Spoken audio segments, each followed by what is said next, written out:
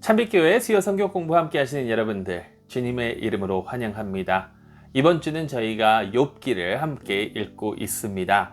욥기는 잠언서와 전도서와 더불어 지혜의 책이라고 할 수가 있습니다. 잠언서에 나오는 내용은 하나님께서는 정말로 지혜로우시며 또 공평하신 분이다. 그래서 착한 일을 하는 사람들, 올바르게 사는 사람들은 하나님의 축복을 받고 살아갈 것이고, 또 하나님 앞에서 죄를 짓는 사람들, 올바르게 행동하지 않는 사람들은 하나님의 심판을 받을 것이다 라는 그 내용, 우리가 토요일마다 함께 묵상하고 있는 그 내용입니다. 전도서는 근데 그것에 대한 반문을 이렇게 합니다. 정말로 하나님께서 지혜로우시냐? 정말로 하나님께서 공의로우시고 공평하시냐? 그 공의로우시고 공평하시고 지혜로우심을 아니다라고 부정하는 것이 아니라, 이 세상에 우리가 겪는 이 삶이 매우 복잡하고 참 힘들기 때문에 우리가 그것을 좀 더 깊숙이 생각해 봐야 되는 것이 아니냐라는 그런 질문을 던지게 됩니다. 이 삶은 예측하기 어렵고, 아무리 열심히 하나님 앞에서 올바르게 살아간다 하더라도 모든 일이 헛된 것 같고 라는 그런 느낌을 받으니까, 우리가 그냥 막연하게 하나님께서는 착한 일을 하는 사람들을 많이 축복해 주시고, 이것이 아니라 우리의 삶에 대해서 조금 더 생각해 봐야 된다라는 그러한 내용이죠. 그리고 욥기에 와서는 이 전도서가 던지고 있는 이 질문에 대한 그 이야기가 나옵니다. 하나님께서 정말 공평하시고 지혜로우신 그러한 분이신가? 왜 그렇다면 이 세상에 살아가는 많은 착한 사람들에게, 좋은 사람들에게 안 좋은 일들이 일어나는가? 그거에 대한 질문을, 그거에 대한 답변을 이야기로 해주는 것이 바로 이 욥기서라고 할 수가 있죠. 욥기는 하늘에서 시작합니다. 하늘에 많은 천사들과, 여기는 하나님의 아들이라고 표현이 됐는데, 하나님의 아들들과 하나님이 함께 모여서 약간 회의를 하는 듯한 그러한 분위기로 욥기가 시작을 하죠. 그러면서 하나님께서 말씀하십니다. 내 종 욥을 보았느냐? 근데 정말 의롭고 공의롭고 정말 그 사람은 착하고 올바르게 살아가는 그러한 사람이다 라고 하나님께서 칭찬을 합니다. 그때 사탄이 나타납니다. 사탄. 여러분, 사탄이라는 그 단어의 뜻은 대적하는 자라는 것입니다. 반문하고 반격하는 자. 이 세상에서 하나님이 이 세상을 이제 다스리시는데, 그거에 대해서 반기를 든 게 바로 사탄이죠. 그 사탄이 나와서 이렇게 얘기합니다. 하나님, 욥이 당신을 사랑하는 그 이유는, 욥이 하나님을 사랑하는 그 이유는 하나님께서 계속해서 축복해 주었으니까 그렇지 않겠습니까? 욥에게 그 모든 축복을 거두어 보십시오. 그러면 욥이 진짜 어떠한 자인지 알 것입니다 라는 그 이야기를 하게 되고, 그로 말미암아 하나님께서는 그럼 한번 시험해 보라 라고 말씀하시면서 이제 욥에게 주신 것을 다 빼앗아 갑니다. 욥은 모든 것을 잃어버립니다. 자기의 그 소유와 가축들과 이런 것들 뿐만이 아니라 자기의 아들, 딸들, 자녀들도 다 죽게 되고, 이제 나중에는 건강마저도 이렇게 잃어버리게 되고, 또 자기가 사랑하는 그 아내는 하나님을 저주하고 그냥 죽으라, 그게 더 낫다라고 할 정도로 정말 비참한 모습이 되어버리고 말죠.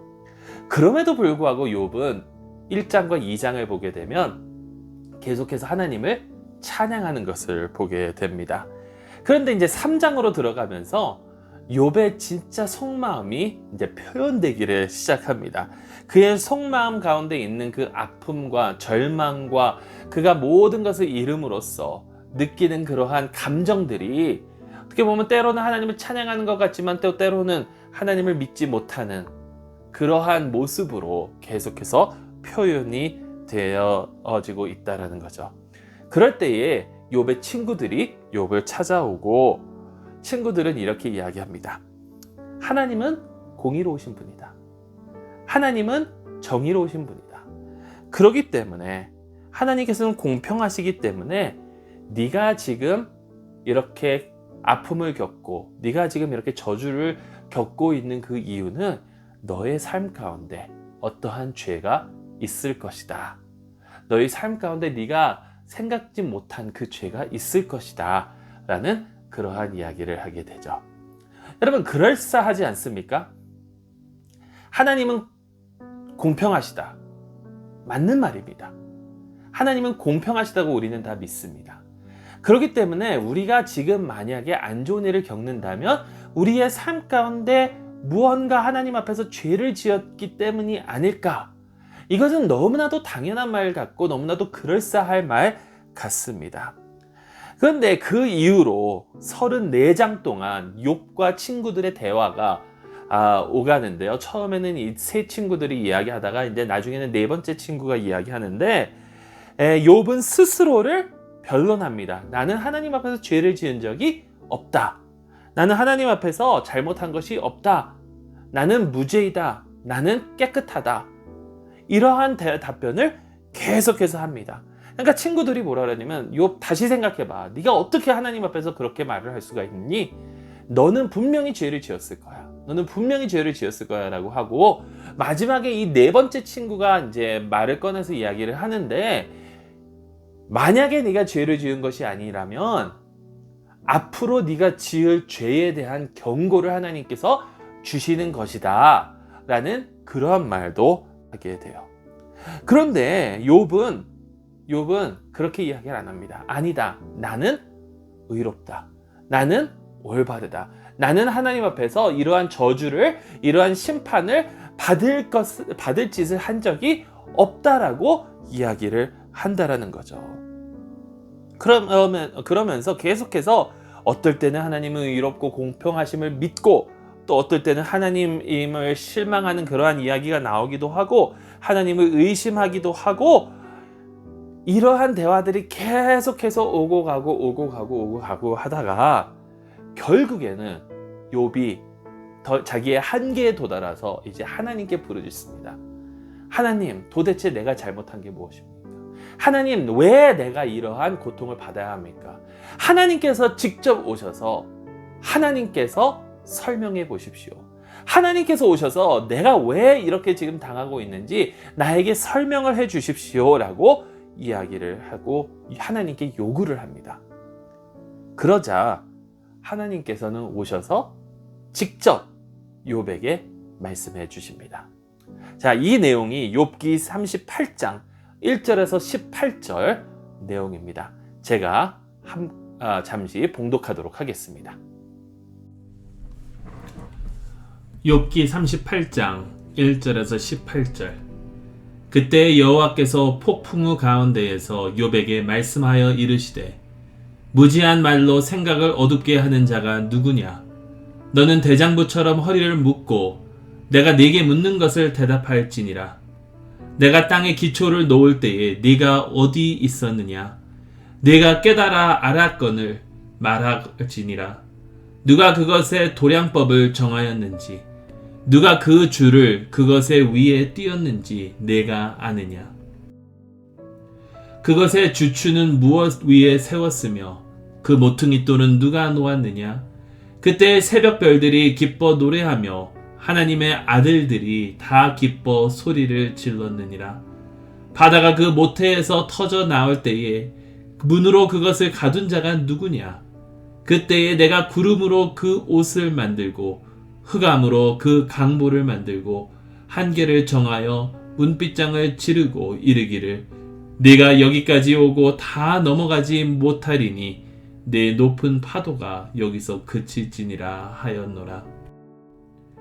내가 너의 날에 아침에게 명령하였느냐? 새벽에게 그 자리를 일러 주었느냐? 그것으로 땅끝을 붙잡고 악한 자들을 그 땅에서 떨쳐버린 일이 있었느냐? 땅이 변하여 진흙에 인친 것 같이 되었고 그들은 옷같이 나타나되 악인에게는 그 빛이 차단되고 그들의 높이 든 팔이 꺾이느니라. 내가 바다의 샘에 들어갔었느냐? 깊은 물 밑으로 걸어 다녀 보았느냐? 사망의 문이 네게 나타났느냐? 사망의 그늘진 문을 네가 보았느냐? 땅의 너비를 네가 측량할 수 있느냐? 네가 그 모든 것들을 다 알거든 말할지니라. 아멘.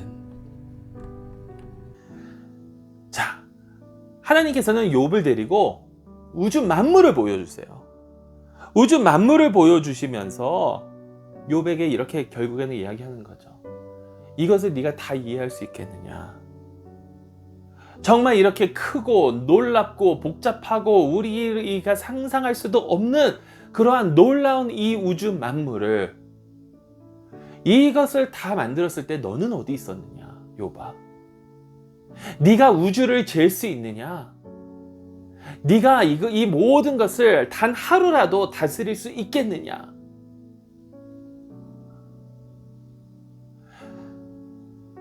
네가 이해하지 못하는 그 모든 것, 네가 보지도 못하는 그 모든 것까지 내가 만들고 내가 창조하고 내가 지금 다스리고 있는데, 그럴 때 욥아 너는 어디 있었느냐라고 하나님께서 말씀하고 계시는 거예요.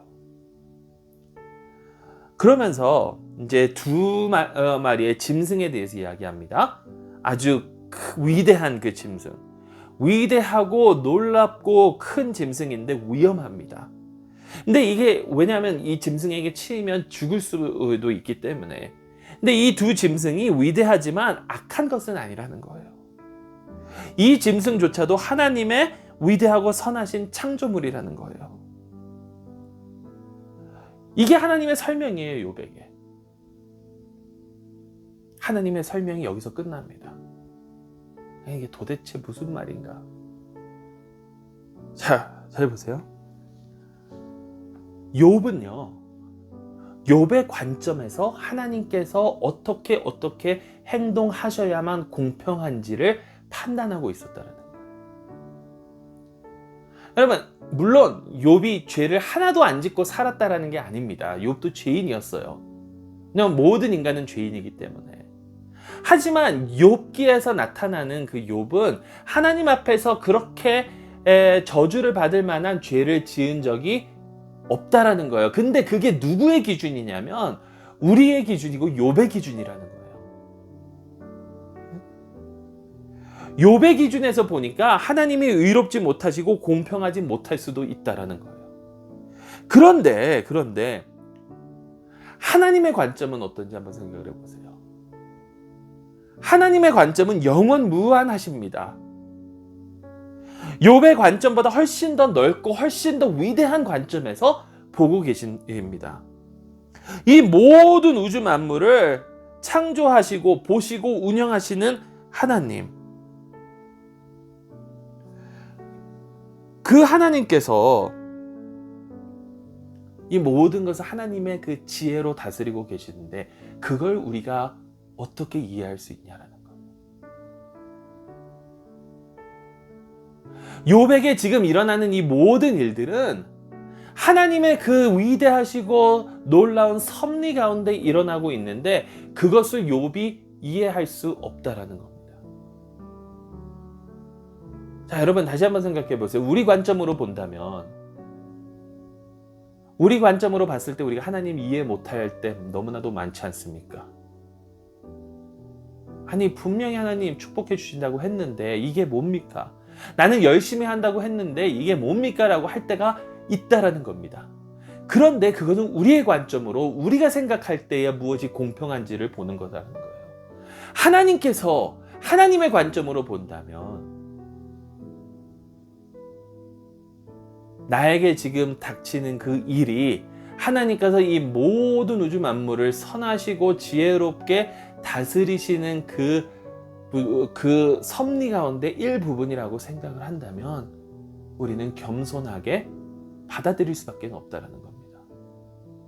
우리가 잘못해서 우리에게 이런 일이 일어난다? 아닙니다. 우리가 잘했기 때문에 우리가 꼭 축복을 받아야 된다? 아닙니다.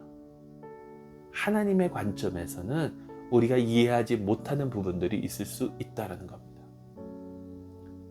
이렇게 설명하시면서 하나님께서 이 욥의 친구들을 책망하세요. 그러면서 오히려 욥이 맞다고 하십니다. 이게 뭐냐면, 네, 우리가 어려운 일을 당할 수도 있습니다. 그 모든 것이 하나님의 섭리 안에서 우리가 이해 못하는 그러한 일들이 우리에게 일어날 수 있다는 겁니다.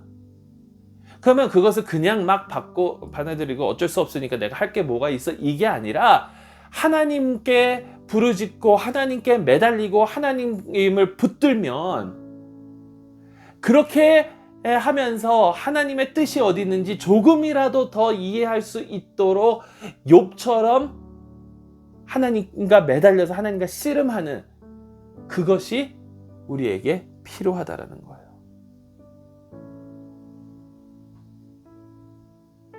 그랬을 때에 하나님께서 욥에게 네가 나를 어떻게 이해할 수 있느냐라고 하면서 하나님의 그 놀랍고 위대하심을 다시 한번 보여줬다라는 거죠.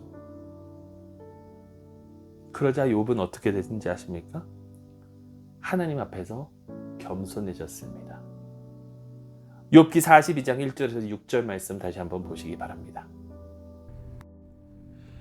욥기 42장 1절에서 6절 말씀.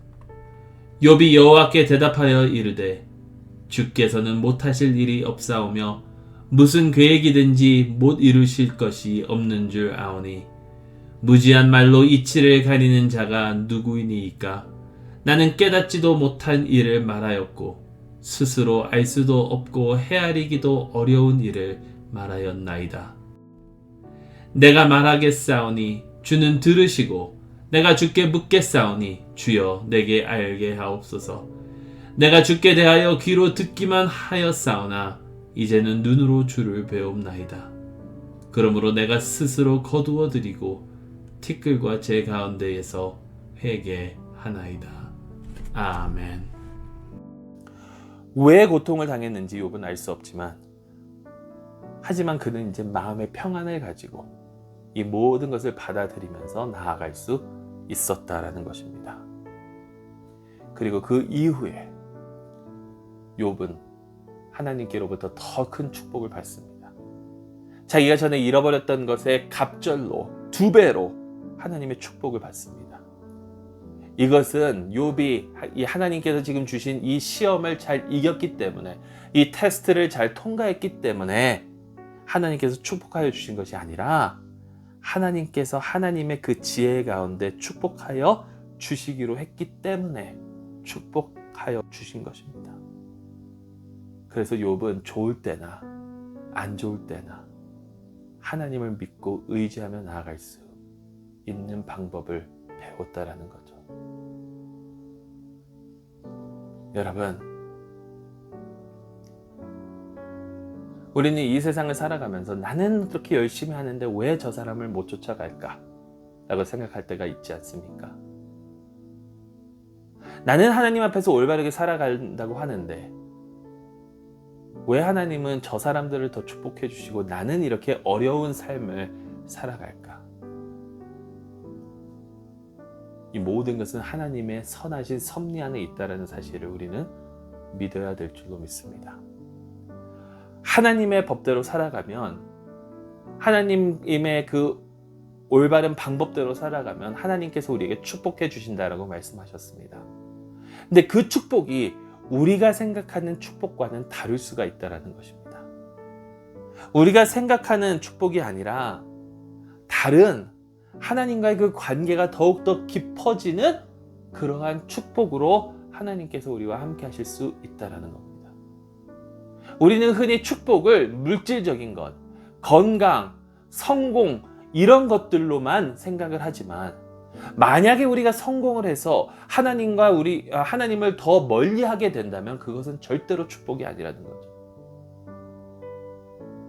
그렇지만 내가 가난하고 내가 병에 시달리고 내가 어려움을 겪고 있어서 하나님께 기도하고 하나님께 매달려서 하나님과 더욱더 관계를 맺고 하나님을 정확히 알게 된다면 그것이 축복이라는 거죠.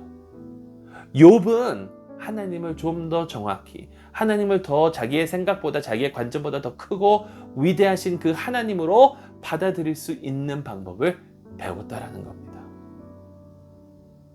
여러분, 우리가 생각하는 공평은 우리의 제한된 그 관점에서 생각하는 공평이지만, 하나님께서는 더 크고 더 넓고 더 놀랍고 더 무한하신 그 관점으로 보시기 때문에 우리는 하나님을 믿고 의지하고 하나님과 함께 동행하며 나아가야 된다라는 것이 바로 이 욥기가 저희에게 주고 있는 그러한 메시지입니다. 하나님의 그 놀라우신 뜻을, 섭리를 우리가 다 어떻게 이해하겠습니까? 이해하기 어려운 한 가지만 더 나누고 오늘 이 성경 공부의 시간을 마치도록 하겠습니다. 욥은 자기가 이렇게 심판을, 저주를 받을 이유가 없다라고 계속해서 외쳤습니다. 자기는 하나님 앞에서 의로웠다라고, 잘못한 것이 없다라고. 근데 아까도 말씀드렸지만 욥도 죄 지은 것이 있습니다. 그런데 정말로 죄 지은 것이 하나도 없는 분이 계셨습니다. 그분은 자기가 가지고 있었던 모든 것을 욥처럼 잃으셨습니다. 그런데 그것뿐만이 아니라 자신의 목숨마저도 잃어버리신 무죄의 의로운 하나님의 종이 있습니다. 바로 우리 주 예수 그리스도. 왜 하나님께서 그분을 저주하시고 심판하시고 죽음까지 이끌어 가셨는지 여러분, 우리는 다 이해할 수 없습니다. 하지만 한 가지 분명한 것은 이 모든 것이 우리를 사랑하시는 하나님의 섭리 아래 이루어졌다라는 겁니다. 우리가 살아가는 그 이유가 바로 이러한 하나님의 사랑이 있었기 때문이 아닙니까? 그렇다면 여러분, 우리가 하나님 앞에서 어떠한 자세로 나아가야 할까요? 욥이 배운 것처럼 하나님 앞에서 겸손하며 하나님을 매달리고 하나님께 매달리고 하나님만 의지하는 저희 모두가 될 수 있기를 간절히 소망합니다. 우리의 관점으로 하나님을 보고 하나님을 판단하는 것이 아니라 또 이 세상을 바라보고 어떤 것이 공평한지 우리의 관점으로 판단하는 것이 아니라 위대하신 하나님을 보고 배울 수 있는 저희 모두가 될 수 있기를 주님의 이름으로 축원합니다. 잠시 기도드리신 후에 묵상할 질문들 있으니까 묵상하시고 주 안에서 승리하시기를 간절히 소망합니다. 하나님 아버지, 감사합니다. 위대하신 주님, 참으로 감사드립니다. 저희가 무엇이간데 저희를 사랑하여 주셔서 주님의 그 놀라운 섭리 아래 주님의 자녀로 삼아 주셨는지요. 또한 이런 우리를 주님의 자녀로 삼아 주시기 위하여 우리 주 예수 그리스도의 희생이 뒤따랐으니 너무나도 감사드리오며 오로지 겸손한 마음으로 주님과 늘 동행하는, 그리고 우리의 관점으로만 보는 것이 아니라 하나님의 크신 관점으로 볼 수 있는 저희 모두가 되게 하여 주시옵소서. 우리 주 예수 그리스도의 이름으로 기도드리옵나이다. 아멘.